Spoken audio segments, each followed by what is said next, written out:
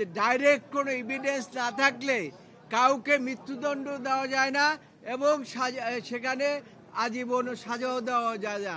সেই সমস্ত দিক বিচার বিশ্লেষণ করে আদালত মনে করেছে যে এই মামলায় যারা আপিল করেছে এবং যারা আপিল করতে পারে নাই প্রত্যেককেই খালাস দেওয়া প্রয়োজন এবং সেই জন্যই আজকে এই মামলায় এই 21শে আগস্ট গ্রেনেড হামলা যে মামলাটিকে সারা বছর আওয়ামী লীগ সরকার এটাকে ব্যবহার করেছে রাজনৈতিক উদ্দেশ্য প্রণোদিতভাবে। তারা চেয়েছিল যে তারেক রহমানকে এই মামলা দিয়ে চিরজীবন তাকে বাইরে রাখবেন, এমনকি তাকে মৃত্যুদণ্ড দিতে চেয়েছিলেন, কিন্তু আদালত এরকম কোনো এভিডেন্স পায় নাই যে তারেক রহমানকে মৃত্যুদণ্ড দেবেন।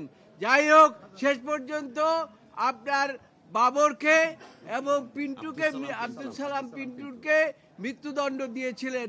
সে আজকে এই জাজমেন্টের মাধ্যমে তাদের সেই মৃত্যুদণ্ড থাকলো না এবং যারা যাবজ্জীবন 19 জনের মৃত্যুদণ্ড এবং সকলকে আদালত মনে করেছে, আদালত বলেছে যে আমি এভিডেন্সগুলো সব পর্যালোচনা করেছি, আমি এখানে উল্লেখ করলাম না, কিন্তু এগুলো জাজমেন্টের মধ্যে আপনারা পাবেন এবং সমস্ত কিছু বিচার বিশ্লেষণ করে আজকে সকলকে বেকসুর খালাস দিয়েছে।